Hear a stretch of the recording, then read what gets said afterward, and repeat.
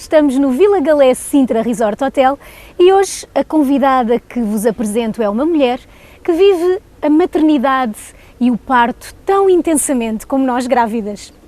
É obstetra, ginecologista e eu não sei se os minutos deste episódio vão chegar para tantas dúvidas, não é? Falo-vos de...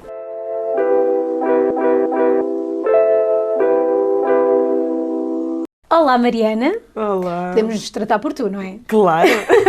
Estamos aqui, pronto, uma conversa informal. Olha, E é assim que eu prefiro. Aproveito já aqui fazendo um trocadilho com o Take a Break, que é quem nos ofereceu este pequeno almoço.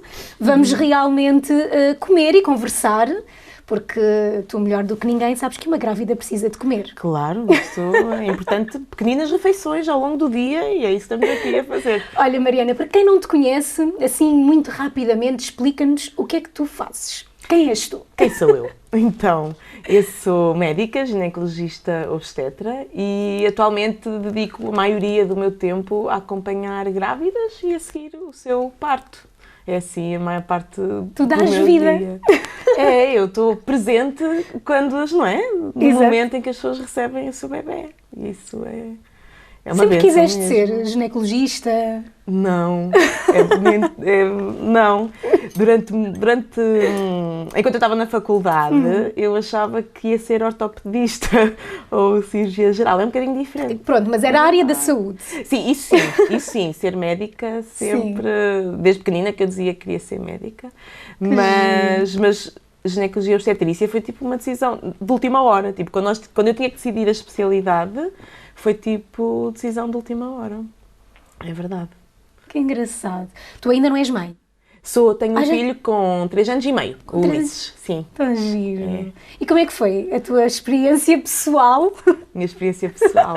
Olha, a gravidez eu acho que foi tranquila, com os desconfortos normais da gravidez. Acho que a forma como nós vivemos e dizemos que é normal e estamos a esperar faz com que seja muito mais positivo, não é?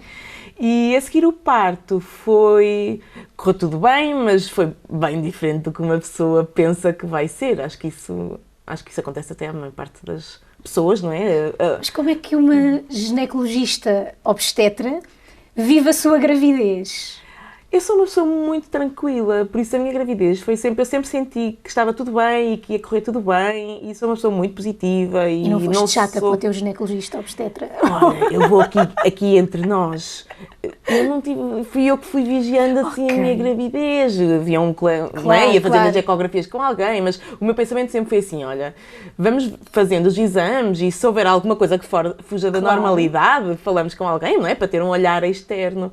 Mas foi tudo tão linear e tudo tão normal que não me fez sentido estar a ter consultas formais com alguém e assim. Claro, o conhecimento já o tens, não é? Sim, porque eu sou uma pessoa saudável e foi mesmo linear a gravidez, nunca me suscitou dúvidas de se havia alguma coisa a fazer e por isso foi assim um caminho mais solitário, digamos assim. Claro. Mas foi bom. E depois o parto uma pessoa idealiza sempre, não é? Na nossa cabeça, aquela coisa às vezes as pessoas pensam que não, qualquer pessoa, se nós temos assim, qualquer grávida, diga assim, olha, fecha os olhos e imagina o teu parto.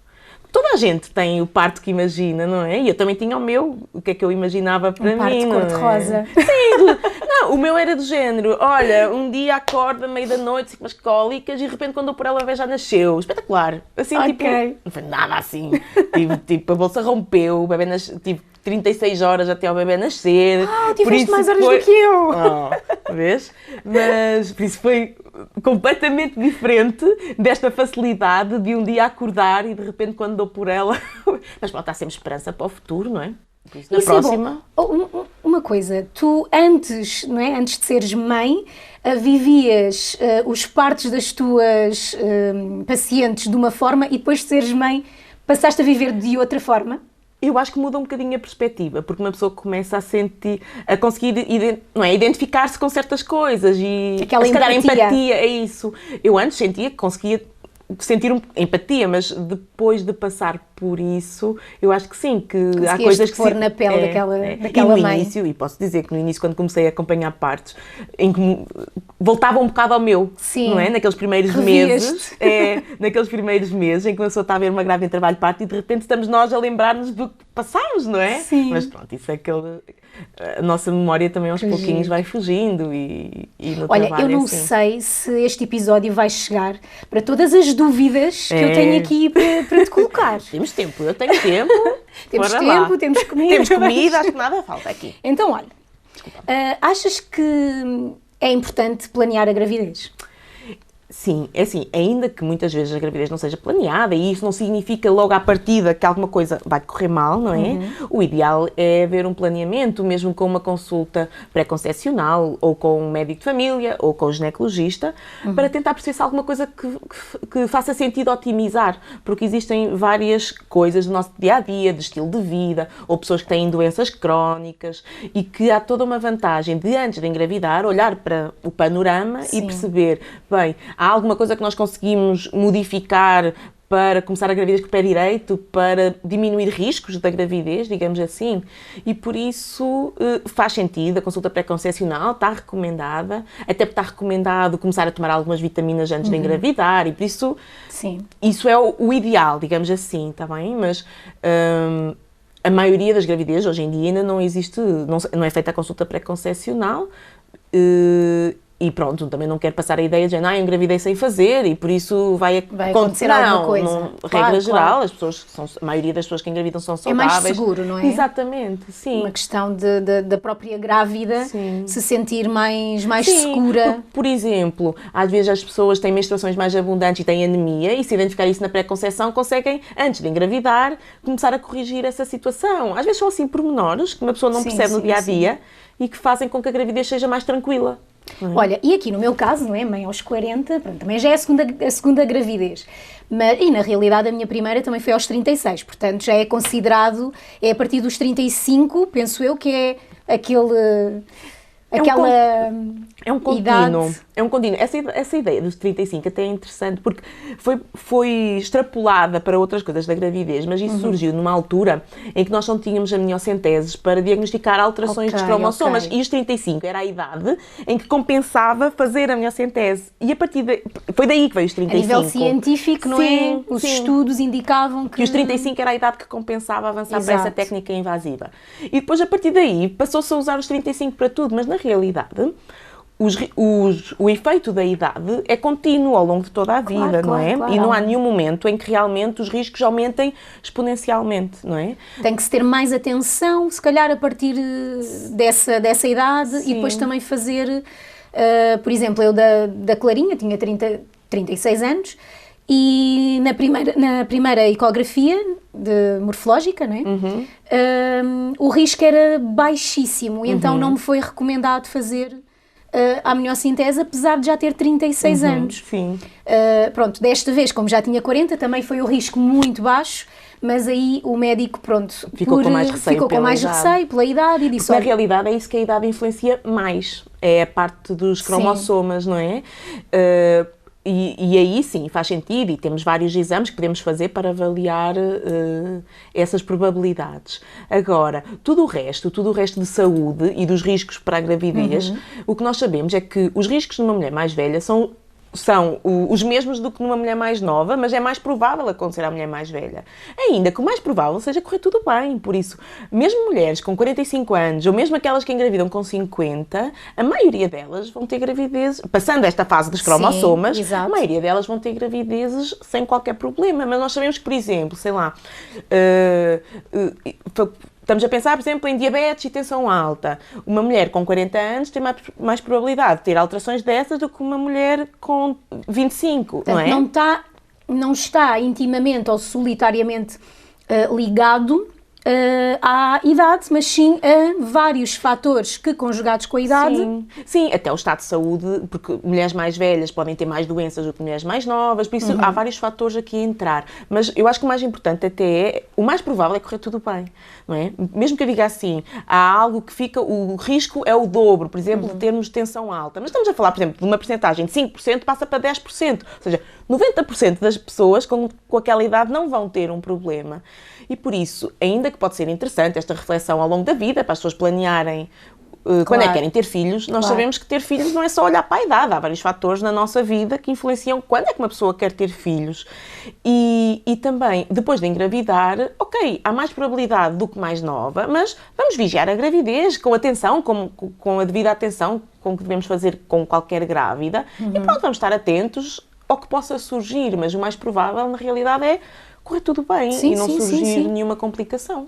Olha, eu antes de engravidar da minha primeira filha, por acaso nunca falei publicamente sobre este assunto, mas também, pronto, é um assunto que se calhar na altura não ficou assim logo tão bem resolvido, mas agora está bem resolvido. Eu passei por um processo de aborto, eu engravidei e de facto não foi tão bem planeado, é a realidade, e de repente fiquei grávida, fiz o teste, não é? Tinha um atraso, fiz o teste, estava grávida, marquei consulta, fui à consulta e o meu médico disse, isto parece-me que está com menos semanas do que aquilo que é provável, vamos voltar a repetir daqui a 2 semanas. Mas pronto, radiante, não é? Porque estava grávida. E quando voltei à ecografia, 8 semanas mais ou menos, ele reparou que realmente a gravidez estava lá, mas não havia embrião. Ou seja, tinha o saco, tinha tudo, mas não havia embrião. Pronto, a gravidez instalou-se no corpo, não é? Digamos assim, mas não havia o embrião. Isto é uma gravidez anembrionária, exatamente, uma gravidez anembrionária. Sim. Isto acontece muito, é normal numa primeira gravidez, pode acontecer numa segunda, numa terceira. Porquê é que isto acontece? Olha, porque nós ficamos, não é, com aquela... Primeiro lamento que tenhas passado por isso, mas na realidade é algo muito comum de acontecer, só que a maior parte das pessoas vive da mesma forma que estás a dizer, nunca falei sobre isto, a maior parte das pessoas não fala sobre isso. Eu na altura senti, ou seja, eu não falei porque... Como se fosses única, não é? E à tua volta não acontece a ninguém. É quase isso, e depois também acho que psicologicamente é aquilo, quanto menos eu falar do assunto, parece que o assunto não aconteceu e isto passa, na realidade não passa, não é? Porque sei que depois passei ali uns meses depois, um bocadinho mais nostálgicos, não é? Claro. Porque não foi logo no momento, mas foi depois. E acho que realmente é isso, nós não falamos, parecemos que somos isoladas no mundo. E depois já aquela parte do não dizer logo se está grávida, e se uma pessoa não diz logo que está, e aqui não há certos nem errados, cada um vive a sua gravidez da forma que quiser, mas quando as pessoas me perguntam, eu posso contar? Eu digo assim, olha assim, podes contar a quem quiseres, claro. Não é? Acima de tudo, porque nesse caso, quando acontece uma perda gestacional, se uma pessoa não disse que estava grávida, é menos provável a seguir dizer que teve uma perda gestacional e uma pessoa passa por tudo isso sozinha, sem o apoio, não é? E por isso às vezes até é interessante contar a alguém uma gravidez inicial, àquelas pessoas que uma pessoa tanto quer partilhar a felicidade como quer receber o colo, não é? É verdade. E vivemos muito assim isolados a parte da perda com essa ideia de só contar depois das 12 semanas uma gravidez. E perdemos a noção de quão frequente é, porque a perda gestacional, regra geral, é por os cromossomas não baterem certo, faz parte da imperfeição da reprodução humana e é um mecanismo de defesa de e tudo ainda isto. Bem que isso existe, exatamente, não é? Por um lado, infelizmente para quem a vive, não é? Mas felizmente para nós como humanidade, existe esse mecanismo de defesa da reprodução de, ok, não vai correr bem, os cromossomas não bateram certo, ou aconteceu aqui qualquer coisa numa altura fulcral da gravidez e por isso não vale a pena investir, não é? Esse corpo, investir energia nesta gravidez. E por isso a gravidez para. E é super comum em qualquer idade, não é? Por isso tanto pode acontecer na primeira vez que as pessoas engravidam ou numa segunda ou numa terceira, não é? Por isso quantas mais vezes as pessoas engravidarem, mais provável é terem uma perda, Exato. Não é? Mas torna-se mais frequente com a idade. É uma daquelas coisas que, como a idade influencia a parte dos cromossomas, também influencia a perda gestacional. Mas vês... A ti aconteceu-te até mais nova, não é? E por isso é uma coisa que pode acontecer em qualquer idade. Sim. Quer dizer, tinha 34 ou 35, porque eu depois, no ano a seguir, engravidei. Engravidei e pronto, e correu tudo bem, felizmente, não é? E pronto, e acho que só a partir daí, quando quando engravidei realmente da Clarinha, é que eu comecei a fazer o meu processo de luto, entre aspas, desse primeiro aborto, não é? Porque é inevitável uma pessoa pensar o que é que fez de errado, não é? Sim, eu acho que sim. Ainda há bocadinho estavas a dizer, mal. esta nem foi planeada, e o meu pensamento foi logo assim, se mesmo que eu tivesse planeado, já estava aqui, ia ser exatamente igual. Já estava aqui. E essa é uma coisa que eu mesmo em consulta, quando acontece, ainda ontem tive uma consulta em que tivemos que falar sobre esse assunto, e uma coisa que eu gosto mesmo que as pessoas levem como mensagem mesmo para elas é, não havia nada que pudesse ter feito diferente, porque na realidade é isso, não havia nada que uma pessoa pudesse fazer diferente, nem para evitar, nem nada que uma pessoa pudesse se aperceber antes, não é? Para fazer um medicamento que resolvesse, não há nada. Faz parte da vida, não é? E por isso é bom uma pessoa tentar tirar um bocadinho essa culpa, que é um bocadinho inevitável. Na primeiro pensamento é o que é que eu fiz, e uma pessoa pensar, foi aquele dia que eu peguei nisto, foi naquele dia que não sei o que aí. Não faz sentido, não é? Não é por isso. Sim, a culpa da mãe começa muito cedo. Por qualquer coisinha. É mesmo. Olha, e pronto, e quando isso acontece, o que é que se faz? Nós chegamos a uma consulta, não é? Sim. Em que nos dizem, ok, a gravidez parou, ou a gravidez não está a evoluir, não há feto, não há embrião, e o que é que se faz? O que vai ter que acontecer é o útero expulsar o conteúdo, não é? O saco, ou às vezes quando há embrião, o embrião. E isso tanto pode acontecer espontaneamente, ou seja, aguardando algum tempo, que pode ser muito variável, o útero começar o corpo a perceber-se que algo não está bem, e o útero começar a expulsar, não é? Como podemos fazer medicação que faz isto mesmo, não é? Contrair o colo do útero e abrir o colo do útero para acontecer a expulsão, como às vezes é necessário, ou as pessoas optam porque sentem necessidade de uma resolução mais rápida da situação, não é? Por fazer um procedimento cirúrgico, que é uma aspiração uterina e que basicamente é de uma forma cirúrgica fazer esse processo. E aqui não há grandes certos nem errados, a maior parte das pessoas, não havendo infecção nem nada que nos preocupe, podem seguir qualquer um destes caminhos e cada uma escolhe de que forma é que quer viver a perda gestacional, regra geral, porque eu tanto tenho pessoas que me dizem assim, não, eu prefiro aguardar e deixar que o meu corpo se aperceba e que aconteça, como tenho pessoas que dizem, olha, eu não consigo viver assim, não consigo continuar assim, preciso de passar para o próximo passo e por isso vamos marcar um procedimento. Não é? Parece que o luto nunca começa, não é? Há ali um processo de vamos fechar, entre aspas, vamos virar a página ou vamos fechar este episódio e o estar à espera que aconteça de uma forma natural às vezes pode ser um bocadinho duro, mas também depende das pessoas, de pessoa para pessoa, não é? Há pessoas o que eu tento dizer é assim, são mais mesmo que queiram ir por esse caminho, podem mudar de ideias, não é? E por isso as pessoas, o facto da pessoa sentir que tem o controle do seu lado e que pode a qualquer momento assim, não, olha, isto não está a ser bom para mim, não está a funcionar, prefiro intervir de alguma forma e estar ciente dos sinais de alarme, não é? Se surgir algo que deve falar com o médico para mudarem o plano, não é? Exatamente. Bom, vamos mudar de assunto. Vamos passar para outro. Vamos passar para outro assunto. E então, o que é que eu tenho aqui mais para te perguntar? Numa gravidez, digamos saudável, não é? Sem riscos, a grávida deve ou não fazer exercício físico? Há aquele mito aquela coisa de estás grávida, tens de ficar quietinha, não é? Como se fosse de cristal. Mas na realidade, o exercício físico, para a maioria das grávidas, tem imensos benefícios. Tem benefícios quer manter a mobilidade ao longo da gravidez, não é? E diminuir a probabilidade daquelas dores nas costas, dor aqui e acolá, não é? Sim. Diminui o risco, por exemplo, de diabetes, tensão alta, por isso influencia mesmo algumas situações da gravidez e também ajuda um bocadinho a controlar o ganho de peso, digamos assim. E por isso o exercício E uma físico, grávida que não faz nada... Uma mulher que não faz nada habitualmente... E se deve começar. Sim, é assim, é óbvio. O que eu costumo dizer às grávidas é assim, ninguém está à espera de bater recordes na gravidez, não é? E se não vamos assim, se uma pessoa é sedentária, a seguir não se vão transformar numa atleta de alta competição, não é? E por isso, iniciar uma atividade física, há imensas vantagens. E agora, por um lado, podemos pensar assim, ok, podes procurar alguém que te apoie nesse caminho, existem profissionais que ajudam por aí, ou procurar aulas específicas para grávidas, e sempre aí a pessoa se sente um bocadinho mais controlada no que é que está a fazer. Mas basta começar por algo tão simples como caminhar, que é algo que não precisamos, não é? Propriamente ninguém nos diga como caminhar, que só isso já melhora imenso, quer o bem-estar, porque o exercício na gravidez também traz aquela parte do bem-estar como fora da gravidez, não é?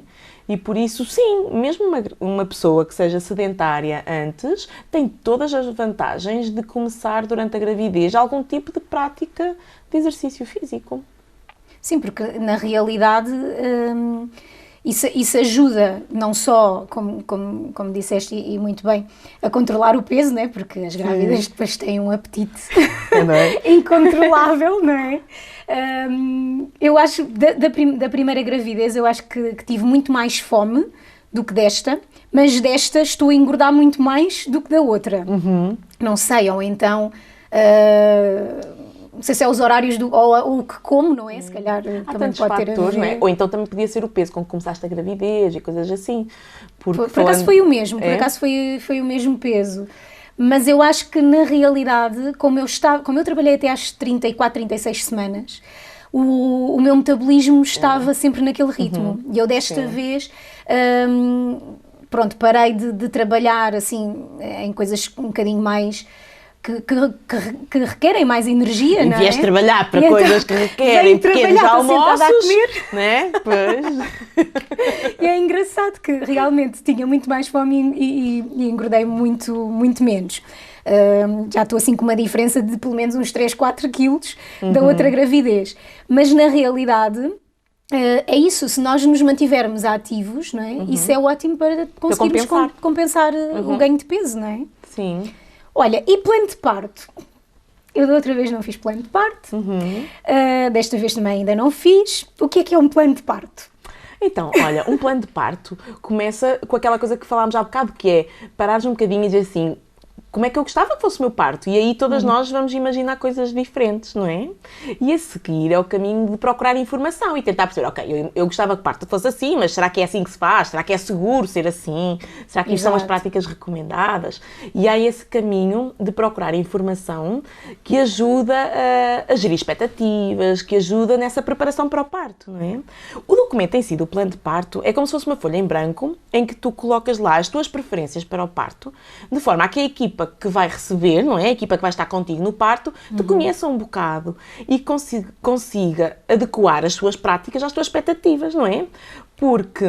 Mas é necessário fazer... Não chegamos a uma folha em branco e escrevemos aquilo que... Sim.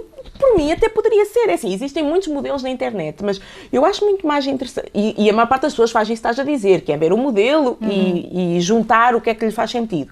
Mas a mim, pessoalmente, eu, Mariana, acho até mais interessante a folha em branco, em que a pessoa diz, olá, eu sou Patrícia, estou grávida e é o meu segundo filho, eventualmente o primeiro aconteceu assim assado, eu gostava que isto e aquilo fosse diferente, mas gostei daqui, não é? Okay. Dar a conhecer, porque o objetivo do plano de parto é por escrito, esta transmissão de preferências, certo? Sempre sabendo que isso é o plano A, podemos no plano de parto incluir planos B, género, quando as pessoas planeiam um parto vaginal, dizer assim, olha, mas se for cesariana, há aqui umas coisas que eu gostava que eram importantes para mim, para ser uma experiência mais positiva para mim. Mas, porquê é que isto é importante? Porque durante o trabalho de parto, pelas características do próprio trabalho de parto, não é? As contrações e tudo isso, há toda uma vantagem de a grávida não ter que comunicar as suas preferências, não é? Claro. Não haver essas interrupções, porque senão nós dizemos assim, olha, só tens que pensar e depois no dia nós vamos perguntando, não é? Mas quantas menos interrupções existirem àquele momento, não é? Melhor, menos interferência há. E assim estão ali reunidas. Um guião. Sim, porque nós somos todas diferentes e, por exemplo, eu tanto acompanho grávidas que me dizem assim, olha Mariana, o meu sonho, o que eu gostava mesmo era ter um parto sem epidural, não é? E por isso eu gostava mesmo que me ajudassem nesse caminho, que me dessem alternativas, que não me dessem logo epidural à primeira vez que eu falo disso e assim. E isso é uma escolha, certo? Claro. E outra escolha, igualmente válida e não há diferença nenhuma, olha, o que eu sinto é que eu prefiro não ter dor, não é? E por isso, se eu tenho uma grávida que eu já conheço, não é? Eu tenho a vantagem de já conhecer, mas quem está num hospital público recebe grávidas que não conhece, sim. E se lá tiver escrito, olha, eu gostava mesmo de não ter epidural, ou outra que escreve assim, eu sinto que para mim o mais é importante ter logo epidural, a atitude, o apoio que uma pessoa dá é diferente, não é? Porque se eu com uma grávida que me diz, não, eu quero epidural, a primeira coisa, ao mínimo desconforto que eu sinto da parte dela, eu posso tentar na mesma dar-lhe alternativas, mas se ela me disser, epidural, eu digo, ok, vamos providenciar isso o mais rápido possível.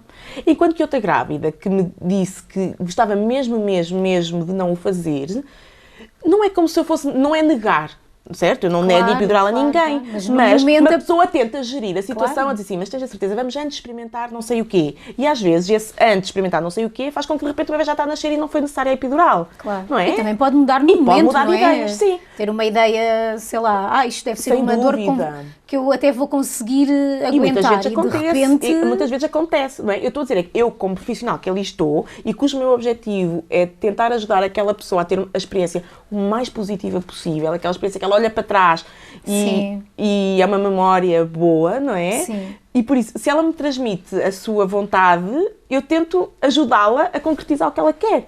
E mesmo que ela precise que ela mude de ideias, ok, também vou ajudá-la nesse caminho de mudar de ideias e a aceitar.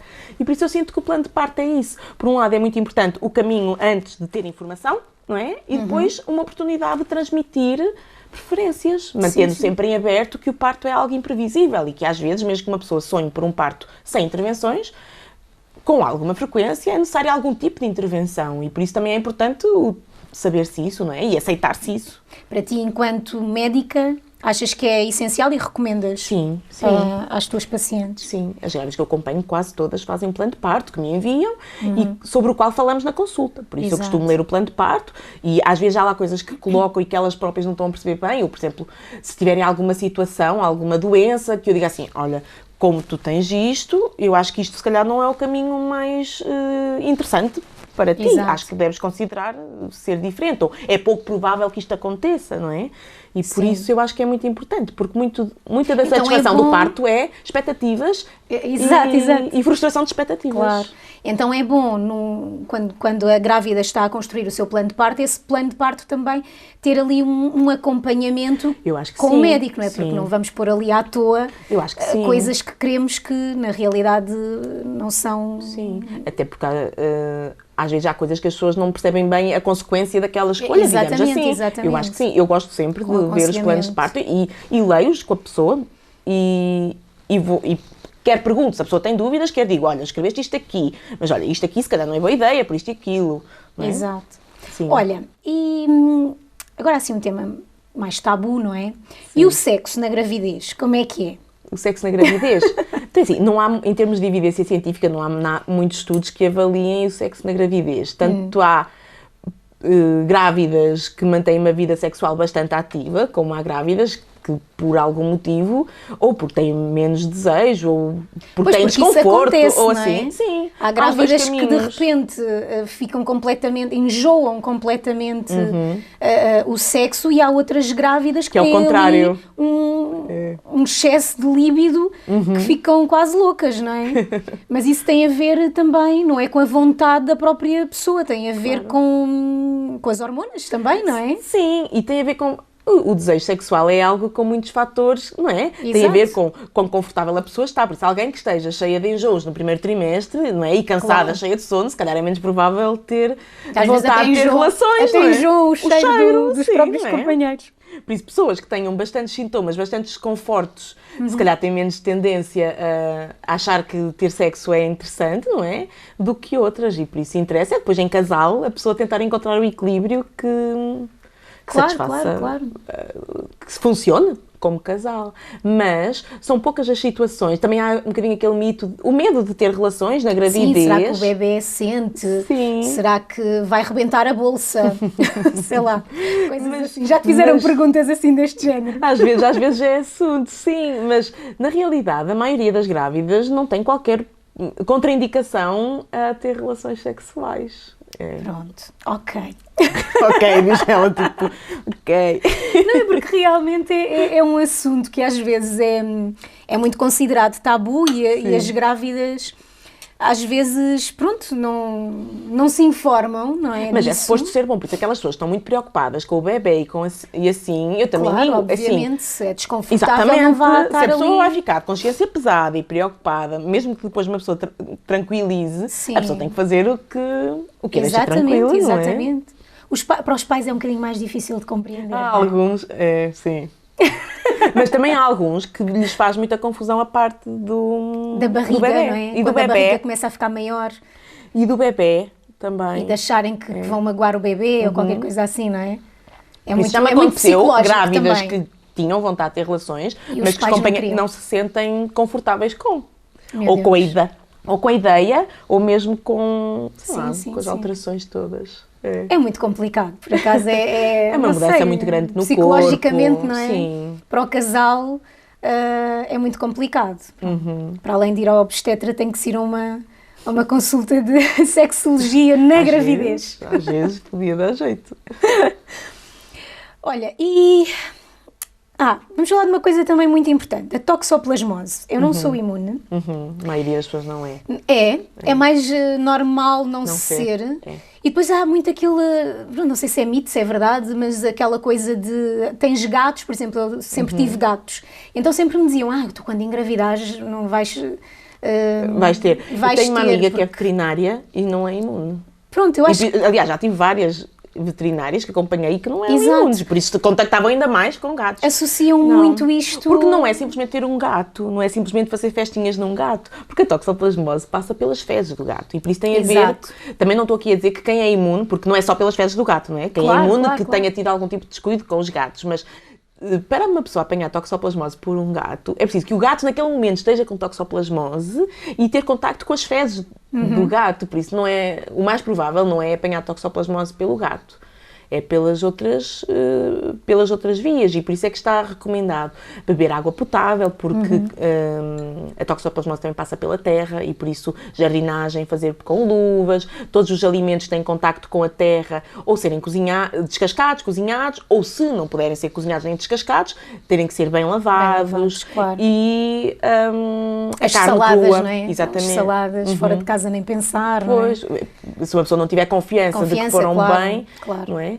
Porque realmente apanhar toxoplasmose na gravidez pode trazer consequências, não é? Mas é muito pouco provável apanhar toxoplasmose na gravidez, mas como são estas medidas assim simples, acho que faz sentido. O que é que na realidade a pessoa não deve mesmo comer? Para além disso que já mencionaste, não é? De tudo o que tenha contacto com a terra, não é? Alimentos que tenham contacto com a terra serem muito bem lavados, desinfetados, não é? Ou cozinhados, ou retirar a casca, por exemplo, estas maçãs, não é? Sim. Ou teria que as lavar e desinfetar muito bem, ou então ter que tirar a casca. E que outros alimentos é porque às vezes, imagina, chego ao supermercado, quero fiambre. Que tipo de fiambre é que eu devo escolher? Idealmente que tenha sido cozinhado, ou seja, porque a carne depois de cozinhada, ou se fores cozinhar o fiambre, também fica cozinhado. Sim. A carne tem que ser cozinhada a certa temperatura, não pode ser simplesmente fumado, não é? Ok. É por aí. Ok. Pronto. E se calhar embalado, não é? Já previamente embalado ou... Aí é para tentar evitar outro tipo de infecções, por isso na gravidez uma pessoa não quer apanhar gastroenterite de nenhum tipo, não quer Pois. apanhar nenhuma intoxicação alimentar, não é? E essa parte do embalado é para prevenir um bocadinho que aquele fiambre esteja ali há bastante tempo, não é? E que já Claro. esteja Pelo menos estragado. passou alguns critérios de avaliação, Sim. não é? Pois isto também sempre me fez assim um bocadinho de confusão É nesse difícil. sentido de realmente saber, bem, o que é que eu posso comer? Podes comer isto, não podes comer aquilo? Mas realmente dos gatos fazia-me imensa confusão, porque eu sempre tive gatos e depois... Quando engravidei, muitas pessoas próximas diziam, agora não podes tocar nos gatos, agora tens que dar os gatos. Não, Como se os coitadinhos dos gatos gatos, fossem não. os responsáveis por isso. Obviamente que não troca a areia, não é? Sim, é só isso. Mas estou com os gatos na mesma, não é? Acho que não tem nada a ver. Ui, agora vamos à parte do parto. Sim, bora lá. Qual é a partida ou processo normal de um parto? Então, a maior parte das pessoas entra em trabalho de parto por ficar com contrações. E isso tanto pode acontecer de uma forma mais gradual, ou seja, ao longo de algumas semanas as contrações começarem a ficar mais dolorosas, haver períodos em que elas são mais frequentes e depois acalmam, regra geral mais ao final à noite e depois acalmam, como pode acontecer a algumas pessoas que não sentem nada e de repente sentem a primeira contração com dor e o comboio arranca por ali e cada vez vai ficando mais intenso até chegar ao parto. Depois, há alguns... E quando é que devemos ir para o hospital? Pois, isso é assim, não há muita vantagem em ficar internada numa fase precoce do trabalho de parto. Há quem diga que se deve esperar pela fase ativa do trabalho de parto, que hoje em dia é considerado que seja mais ou menos os 5 centímetros de dilatação. E que é uma altura em que as contrações estão bem, são um bocadinho mais longas do que eram antes e estão mais próximas, tipo 2 em 2, 3 em 3 minutos. O que eu costumo dizer às grávidas é: as pessoas têm que ir para o hospital, acima de tudo, também quando sentem que precisam de ir, quando sentem que já não estão seguras onde estão. E nem que seja para ir, serem avaliadas e, se ainda for cedo, serem tranquilizadas, não é? Claro. Por isso, não gosto muito de dizer não, só podes ir quando estiver assim assado, porque cada um está a viver à sua maneira e o mais importante é as pessoas estarem tranquilas, porque para o trabalho de parto avançar, também é importante que as pessoas sejam tranquilas com o que está a acontecer. Depois, de outra forma, é a bolsa romper. Às vezes a bolsa rompe, não é? Pois. E não se tem contrações, mas isso não é o mais provável de acontecer. Acontece para aí 1/5 das vezes a bolsa romper sem contrações. Eu fui 1/5. Eu também. Estamos juntas nessa luta. O que é, não sei, corrige-me se estiver errado, o que é um bocadinho pior, não é? Porque o processo, ou seja, rebenta e o processo de parto não começou ainda, não é? E por isso torna o processo um bocadinho mais ansiogénico, porque nós sabemos que tempos muito longos de bolsa rota podem levar a infecção para a mãe ou para o bebê, e por isso começa logo ali a pensar, bem, vamos aguardar algum tempo para que as contrações venham, ou será que é melhor começarmos logo a fazer medicação para elas começarem? Há vários assuntos a conversar. Essa medicação é o tal induzir o parto. Sim, exatamente, sim. É nessas circunstâncias que se deve induzir o parto?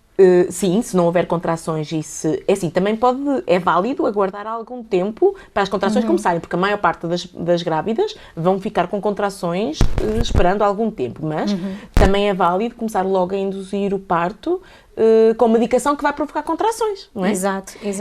E se não chegarmos a lado nenhum, teremos que ir para a cesariana? Sim, se chegarmos a um ponto em que sentimos que a indução não está a funcionar, a única alternativa nesse momento, ou continuar a indução ou fazer uma cesariana. E por isso, a cada momento tem que se perceber o que é que está a acontecer e se conseguimos melhorar alguma coisa dali, ou sentirmos que o melhor é avançar logo com uma cesariana. Sim, cada caso é um caso, não é? Mas, à partida, quando é que nós devemos considerar que a grávida tem que fazer uma cesariana, nem sequer pode entrar em trabalho de parto? Quando o bebê está sentado, quando não deu a volta? Existem algumas situações em que é mesmo obrigatório e que não há alternativa. Então, são as indicações absolutas de cesariana, está bem? Por isso, aquelas situações em que não há dúvida nenhuma que tem que ser cesariana, vamos lá ver, eu vou dizer algumas, provavelmente vamos esquecer de alguma, está bem? Só para dizer que não é a lista completa. Pronto, então vamos lá ver. Se a placenta estiver a tapar o colo do útero, por isso é uma placenta prévia, deve ser cesariana, ou se houver um descolamento de placenta, por isso a placenta começar a descolar e não estiver, se o bebê estiver quase a nascer, por isso dilatação completa, dá para resolver com parto instrumentado, mas se não estiver nesse ponto também é uma cesariana, ou se o cordão umbilical passar à frente da cabeça do bebê e for um prolapso do cordão e novamente não estivermos mesmo num expulsivo em que o bebê está quase a nascer, também é uma cesariana, ou se o bebê não estiver nem sentado, nem de cabeça para baixo, por isso se estiver atravessado, aí também é obrigatório ser cesariana, ou por exemplo, quando durante a vigilância do trabalho de parto se sente que o bebê não está a tolerar bem as contrações e que não é sensato aguardar mais tempo por um parto vaginal e se faz uma cesariana por aí. E quando já tivemos, por exemplo, no meu caso, eu fiz uma cesariana da minha primeira filha, agora obrigatoriamente eu tenho que fazer uma cesariana porque já fiz uma cesariana. Posso ter parto normal, se tiver parto normal há procedimentos que podem ser feitos, há procedimentos que podem não ser feitos, o que é que acontece?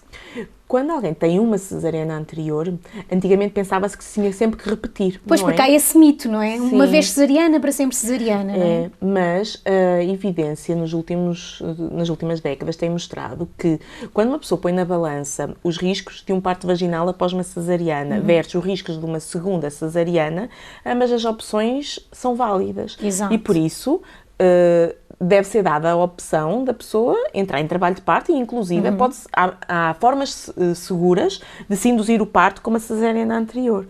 Okay. E, por isso, os riscos associados a essa cicatriz no útero são baixos e não podemos esquecer que de fazer uma segunda cesariana também tem alguns riscos, também baixos, está bem? Claro. Mas também tem alguns riscos, não é como se tivéssemos uma alternativa com zero riscos, que não existe em momento nenhum uma alternativa com zero riscos.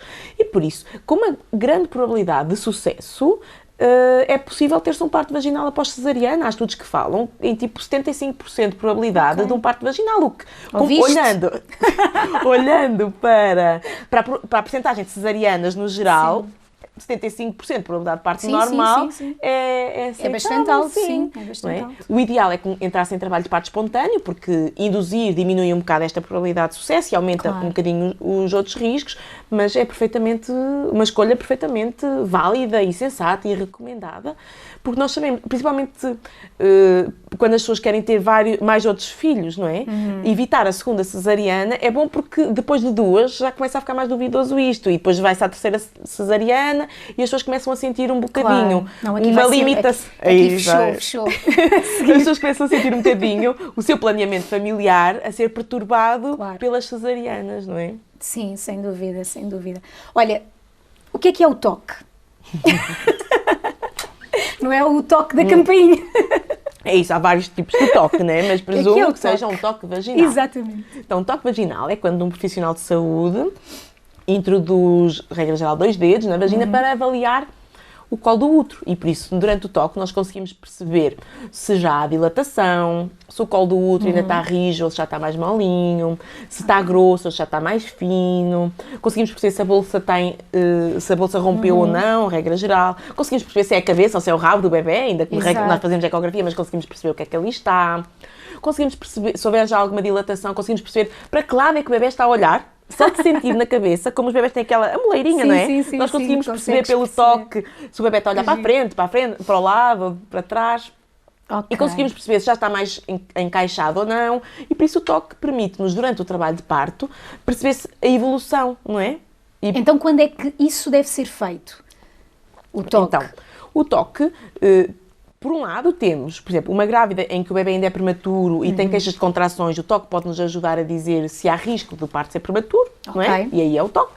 Por outro lado, o toque pode ser feito no final da gravidez, quando as pessoas escolhem induzir o parto com descolamento de membranas, e aí faz sentido nas consultas fazer esse toque para descolar as membranas, e o toque é feito em trabalho de parto para perceber a fase de trabalho de parto. Regra geral, as pessoas fazem toque quando chegam ao hospital, até para aquela conversa que nós dissemos do não há vantagem de ficar internada muito cedo. E às vezes as pessoas, é difícil saberem em que fase do trabalho de parto é que a pessoa está, não é só olhar para ela. Podemos tentar adivinhar, mas às vezes erramos.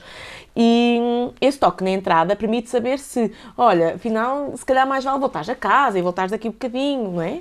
Ou não. E depois, ao longo do trabalho de parto, a recomendação da OMS é que a cada 4 horas se faça um toque para perceber se o trabalho de parto está a evoluir. A cada 4 horas, portanto. A cada 4 horas. Em 32 horas, quantos é que eu deixei de contar? Sim, mas imagina, no início, enquanto não se tem contrações, não é? Eu a cada 4 horas é acima de tudo depois desses tais 5 centímetros da fase ativa. Antes, provavelmente fizeram alguns toques para ver com que é que iam continuar a indução, não é? Por aí. Porque depois, a cada 4 horas, nós tentamos identificar algo para tentarmos diminuir a probabilidade de ser uma cesariana, não é? Para intervir ou acelerar. É um procedimento que vos dá mais informação detalhada do que propriamente uma ecografia ou qualquer outra... Nós, por exemplo, pelo lugar em que ouvimos o coração do bebê, conseguimos perceber se ele está a descer, se não está, coisas assim. Mas o toque dá-nos bastante informação sobre a evolução do trabalho de parto. Ok. Mais uma pergunta. Depois eu tenho aqui um pequeno quiz mitos ou verdade, uma coisinha rápida, mas só assim para terminarmos aqui as minhas dúvidas existenciais. É mais difícil amamentar depois de uma cesariana do que de um parto normal?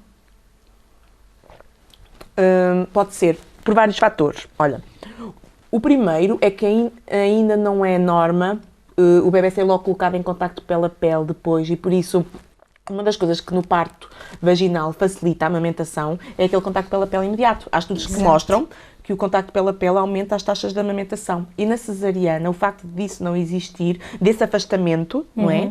Da amamentação ser iniciada um bocadinho mais tarde, não haver o contacto pela pele, pode atrapalhar aí a amamentação. E outro fator que também pode ser importante é a dor, porque depois de uma cesariana costuma haver mais dor. E para amamentar, é preciso estar confortável, com uma posição confortável. Exato. E por isso, o facto de haver mais... Num parto vaginal também existe alguma dor, mas na cesariana, regra geral, existe mais dor, o que pode atrapalhar um bocadinho a amamentação, o posicionamento, não é? Exato, exato. E isso são os principais fatores. Há quem diga que também pode atrasar um bocadinho a descida do leite e assim. Há quem diga que os bebés também não nascem tão acordados por ser cesariana, mas não são coisas um bocadinho mais subtis e que não existe propriamente evidência, pelo menos que eu tenha conhecimento, assim, robusta sobre esse assunto. Mas, apesar de poder ser mais difícil, não é como se fosse uma tarefa impossível, não é? Sim, sim, Por isso, pode haver um bocadinho mais de desafio no início, mas com apoio, que é a coisa mais importante na amamentação, é uma pessoa procurar apoio. Sim, se realmente quer passar por esse processo de amamentação, não desistir logo no início e pedir ajuda, não é? É fundamental, sim. Eu tive cesariana, realmente o início foi um bocadinho complicado, mas consegui até aos 7 meses, portanto, mas realmente foi assim um desafio inicial, sim, sem dúvida. Porque a amamentação, uma pessoa tem sempre aquela ideia de amamentar é uma coisa natural, então o bebê nasce, uma pessoa tem uma mama, o bebê ao pé da mama, mama. Não é assim, não é assim. E esta ideia das pessoas acharem que é fácil faz com que quando não é, as pessoas pensarem ou que têm um problema e que só é elas, e que não é suposto pedir ajuda porque é uma coisa fácil, e não é assim. Tal e qual como o aborto, também as dificuldades da amamentação não é muito falado, e então nós achamos, não, a minha mãe deu peito, a minha tia também deu peito, a amamentação é lindo. Mas antigamente as pessoas cresciam a ver acontecer. A ver, agora e por isso não se fala um bocadinho, não é? E por isso criava-se aquela... estamos a mudar aquela consciência, não é? Aquela coisa lá dentro, de já se ter visto fazer e já ter visto pessoas a ter desafios e como é que os ultrapassaram. Exato. E hoje em dia uma pessoa raramente parece vê que esconde pessoas... os obstáculos porque passamos, não é? Temos que falar mais, meninas. Sem dúvida, mas é mesmo importante as pessoas rodearem-se por pessoas que estão na mesma fase. É verdade. É coisa, mesmo na gravidez, no pós-parto, é vivido com muito mais tranquilidade se as pessoas se rodearem por pessoas na mesma situação, que partilham os mesmos desafios e que por isso podem partilhar soluções também, não é? É verdade. Olha, eu já nem sei quantos minutos é que esta conversa tem, mas pronto. Vamos terminar só aqui com uns mitos ou verdade, ok? Porque são coisas que ouvíamos na nossa infância e adolescência e acho que ainda se dizem, não é? Se a grávida tem muita azia, o bebê vai nascer cabeludo. Pois, não é necessariamente assim. Tanto vi pessoas que disseram assim, não, tu é careca e eu tive tanta azia. Sim. Não há qualquer base científica nessa frase. Ok. Pronto, esta era se a mulher fez uma cesariana não pode ter, ok, já falámos. Já falámos. A mulher grávida tem de comer por 2. Mentira, também. Antigamente as grávidas engordavam assim, tipo 30 quilos ou assim. Agora, com o tempo, nós fomos porque também havia uma mentalidade de ser gordinha que era ser saudável, não é? Sim. Tem tudo a ver com uma cultura. Mas hoje em dia sabemos que não, as grávidas devem comer de acordo com a fome que sentem e tentar fazer as escolhas o mais saudáveis possíveis e acrescentar a parte do exercício físico para compensar. Exatamente. Se os desejos alimentares da grávida não forem realizados, a criança pode nascer com problemas. Com cara de maçã ou com cara de manga. Não, a grávida fica um bocadinho mais infeliz por não ter os seus desejos saciados, mas não influencia necessariamente o bebê. Beber cerveja preta melhora a produção de leite. Olha, essa eu também já tinha ouvido. Não vou dizer que é mentira, porque até pode existir alguma substância na cerveja preta que aumente. Por isso, essa eu vou-me abster de responder, porque não quero assim de repente, não é?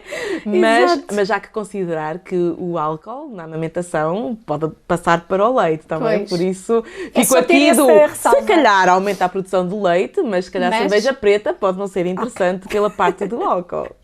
As grávidas sentem mais calor. É verdade. É verdade. Sentem mesmo. É É a verdade. parte hormonal, a progesterona aquece. É É verdade. verdade. Grávidas podem ficar com pele manchada por causa do sol. Não podemos todas? Acho que as grávidas ficam mais do que as outras pessoas. Sim, porque se apanharmos muito sol... Só pela parte hormonal, porque há pessoas também quando fazem a pílula também ficam com algumas Ah, manchas, sim, mas sim, não, sim. não sinto que seja uma coisa assim tão relacionada, não tão é? prevalente ou que incomoda assim tanta gente por aí. Pintar o cabelo faz mal ao bebê. Isto é- Não, por isso é acaso- um ninho, Pois. porque o ideal é usar tintas sem Exato. mais com a parte vegetal, Menos químicos, e menos né? químicos. E o que nós sabemos é que se não houver feridas na cabeça, por isso, se o couro cabeludo Exato. estiver íntegro, a absorção desses produtos é desprezível. Claro. E por isso, escolhendo tintas sem grandes químicos e não tendo Sem nenhum amoníaco.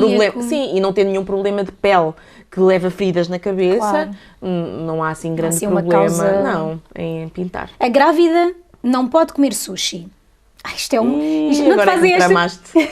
fazem esta pergunta muitas vezes. Agora é que tu me tramaste Oh, com doutora, o sushi. eu não sou imune à toxoplasmose, posso Olha, comer o sushi não passa toxoplasmose, por isso podemos começar por aí. Pela toxoplasmose, pronto, vamos lá ver, só se for aquele sushi com alface, não é? Claro, Alface, o claro, pepino, sim, o resto, sim. mas o peixe cru em si não passa toxoplasmose. Tragam o sushi. O problema do sushi é que, por um lado, temos os parasitas, não é? Exato. Que podem fazer mal a qualquer um de nós. Claro. E, idealmente, o peixe devia ser congelado para essa parte. E, por outro lado, temos outro tipo de bactérias que, num alimento cru, Sim. se não tiver... Promovem-se mais facilmente. Exatamente. E se não tiver sido... Bem acondicionado. não é? Podemos correr o risco de apanhar outro tipo Claro. de infecção. E, por isso, sinceramente...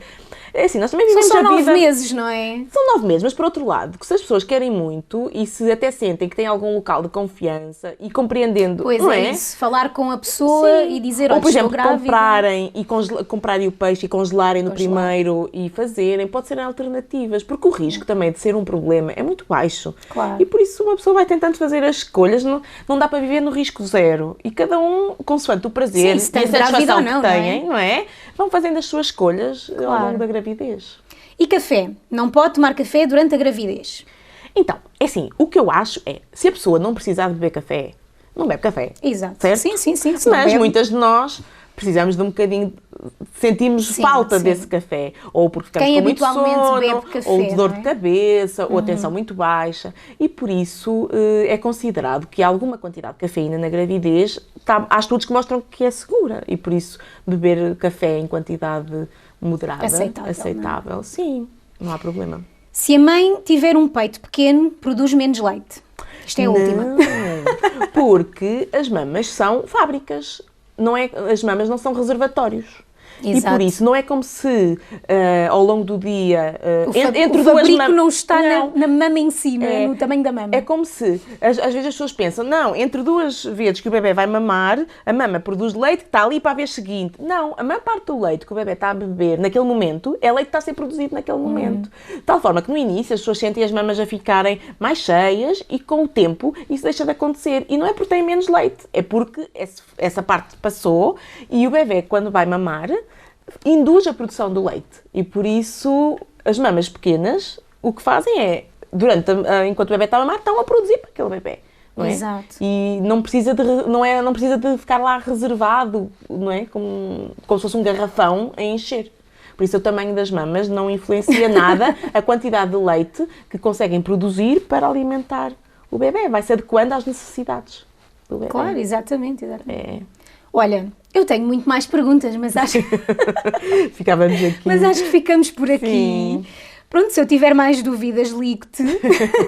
Ou então marcamos outro programa. Marcamos outro programa E para pronto, tirar- e tiramos outras dúvidas. Fica prometido um programa, quando tiver a segunda temporada do pós-parto, Do pós-parto, um programa só sobre vamos falar pós-parto. sobre pós-parto, Pronto. eu acho que Pode sim. ser? E Fica é uma coisa que às combinado. vezes as pessoas esquecem. É que uma pessoa Exato. pensa no parto, só o e de parto. repente, tipo, já está. E agora? Não, já não está não. nada, Ali é amor. que começa, Agora não é que está tudo a começar. Agora Olha, é para o resto da Mariana. vida. Exato. Foi um prazer enorme, igualmente. adorei a tua descontração e a forma como tu falas das coisas é maravilhosa, a sério. Obrigada. Tenho uns miminhos para ti, porque acho que tu mereces muito relaxar. Olha, hoje foi ótimo ter maquilhada e assim eu estava a pensar assim, há tanto tempo que eu não estava Chegas à assim sala de parto, sentada. tens partos hoje. À partida, partida não, ainda não. ninguém ameaçou nada, mas se for, ó, vou para Chegas lá. à sala de partos. Olha, é do spa do Vila Galé. Obrigada. Para tu usufruires. Pá, que maravilha. Bem precisas, não é? Bem precisas. Ser maravilhoso. E também temos aqui umas flores do campo que cheiram muito bem, que é da Colvin. Obrigada. É sempre bom receber miminhos. É sempre bom, não é? Muito bonitas. E olha, muito, muito, muito obrigada. E agora, se calhar vamos agora Terminar o nosso almoço. pequeno almoço Sim. aqui do Take a Break, que foram umas queridas e enviaram aqui. Pronto, eu provavelmente não posso comer Não tens estas a frutinhas, certeza, mas né? não Como tenho eu. a certeza, mas Como comes eu. tu. E assim ficam a saber que eu não estou grávida. Exatamente. E pronto, vemo-nos para a semana. Beijinhos.